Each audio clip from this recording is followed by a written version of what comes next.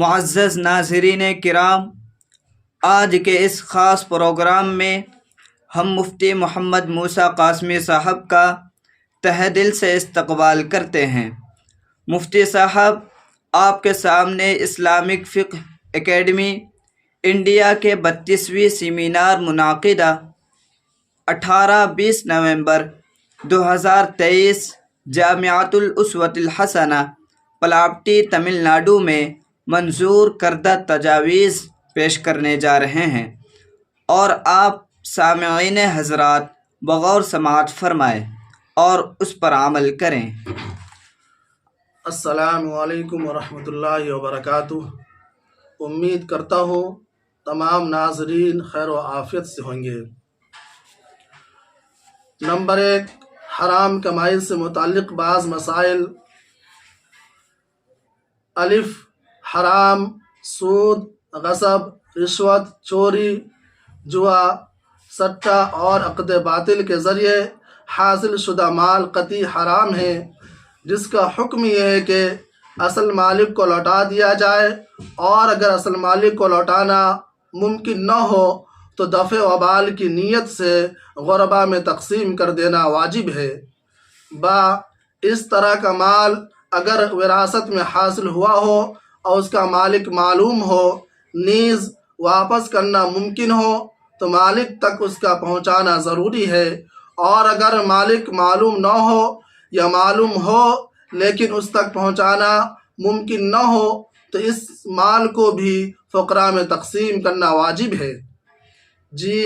اگر وارث نے وراثت میں ملے ہوئے مال حرام سے کاروبار کیا تو اس کی آمدنی حلال ہوگی، البتہ حرام مال کے بقدر اس پر صدقہ کرنا واجب ہے۔ نمبر 2، اگر شوہر یا بیٹے کی پوری یا اکثر آمدنی حرام ہو اور عورت کے پاس گزارے کی کوئی اور صورت نہ ہو تو اس مجبوری کی صورت میں شوہر یا بیٹے کے مال کو استعمال کرنے کی گنجائش ہے۔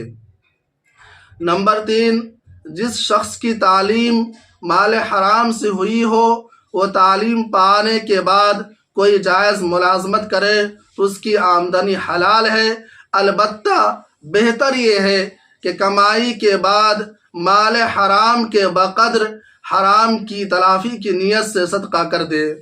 نمبر 4، اگر کسی کے پاس حلال و حرام دونوں مال ہو اور دونوں الگ الگ ہو اور یہ معلوم ہو کہ وہ حلال مال سے ہی خرچ کر رہا ہے تو اس کی دعوت قبول کرنا اور اس سے ہدیہ لینا جائز ہے۔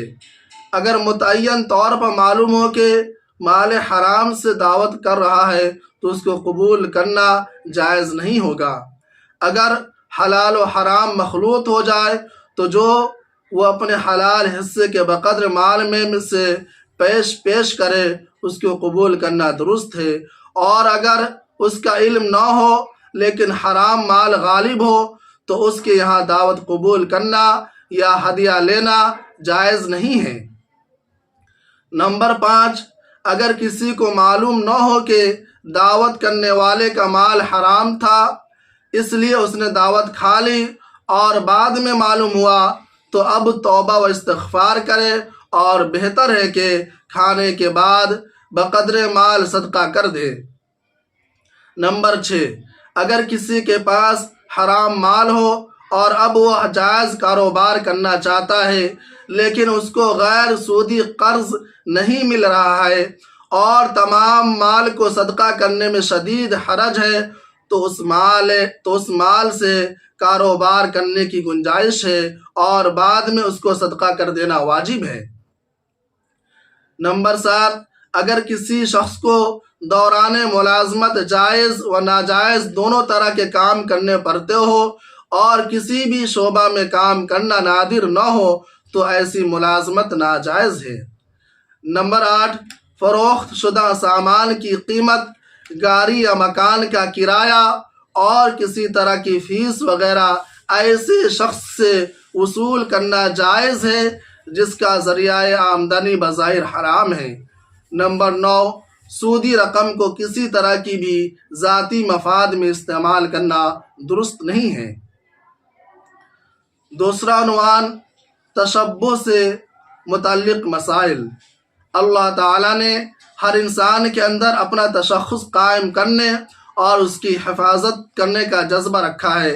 اسلام اس جذبے کو اہمیت دیتا ہے، اس لیے اگر غیر مسلم بھائیوں کا کوئی گروہ اپنے لیے اپنی مذہبی یا تہذیبی شناخت کو قائم رکھنا چاہتا ہو اور اس سے دوسروں کو کوئی ضرر نہ ہو تو مسلمانوں کو اجازت نہیں دیتا ہے کہ وہ اس میں رکاوٹ بنے یا خلل پیدا کرے۔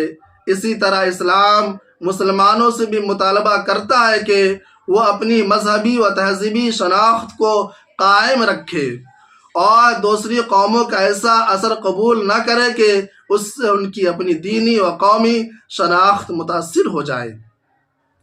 چنانچہ رسول اللہ صلی اللہ علیہ وسلم نے ارشاد فرمایا ہے کہ جو کسی قوم کی مشابہت اختیار کرے وہ انہی میں سے ہے، من تشبہ بقوم فہو منہم۔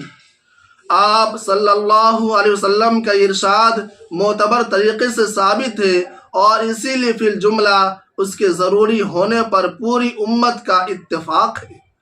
لہٰذا اسلامک فقہ اکیڈمی انڈیا کے 32ویں فقہی سیمینار منعقدہ 18-20 نومبر 2023 بمقام جامعۃ الاسوۃ الحسنہ پلاپٹی تمل ناڈو میں تشبہ سے متعلق مسائل پر غور و خوض اور بحث و مناقشہ کے بعد درج ذیل تجاویز منظور کی گئی۔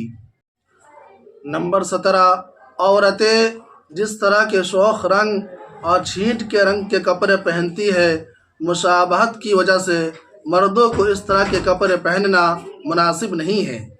نمبر 18، زیب و زینت میں مبالغہ مردوں کے لیے زیب نہیں ہے، اس لیے مروجہ راجستھان شیروانی اور ایسے کپڑے جن میں تزئین کاری میں مبالغہ اختیار کیا جائے نامناسب ہے۔ نمبر 19، زیب و زینت کے لیے مردوں کو ہاتھ پاؤں میں مہندی وغیرہ لگانا جائز نہیں ہے۔ تیسرا عنوان سرمایہ کاری سے متعلق بعض نئے طریقے۔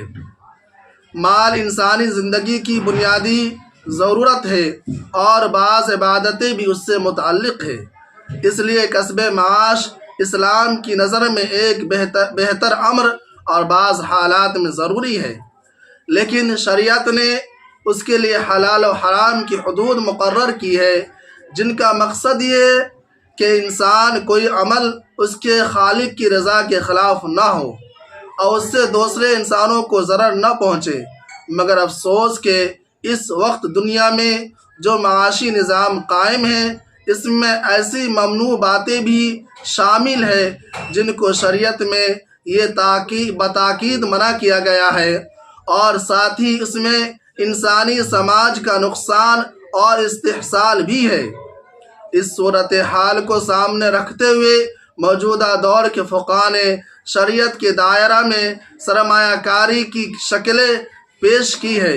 اکیڈمی کے اس سیمینار نے ان شکلوں پر غور کیا اور درج ذیل تجاویز منظور کی گئی۔ نمبر 1، مضاربت استمراری یعنی عقد مضاربت میں سرمایہ کاری کی مدت کا متعین نہ ہونا اور درمیانے سال میں نئے ارباب اموال کا داخل ہونا اور سرمایہ لگانے والوں کا حسب موقع اپنے سرمایہ اور اس کے نفع کو لے کر علیحدہ ہو جانا اصول شریعت کے مطابق ہے، اور مضاربت کی معروف شکل کی طرح یہ بھی جائز ہے۔ نمبر 2، کمپنی کے نقد اثاثے اور ٹھوس اثاثوں کی قیمت کا اندازہ لگا کر نفع و نقصان متعین کرنے کو تنزیق تقدیری کہتے ہیں، جو آج کل غیر سودی مالیاتی اداروں میں مروج ہے اور یہ جائز ہے۔ نمبر 3، شخص قانونی کا تصور۔ سامعین کرام، ہم نے اسلامک فقہ اکیڈمی انڈیا کے چند مسائل بیان کیے ہیں، اس باقی مسائل انشاءاللہ ہم جلدی آپ کے سامنے پیش کریں گے۔ آپ سے اخیر میں درخواست ہے کہ آپ ہمارے اس چینل سے جڑ جائیے اور اس چینل سے فائدہ اٹھانے کے لیے اس چینل کو سبسکرائب کریں اور شیئر کریں تاکہ اس کی ہر ایک ویڈیو آپ تک بر وقت پہنچ جائے اور آپ اس سے استفادہ کر سکیں۔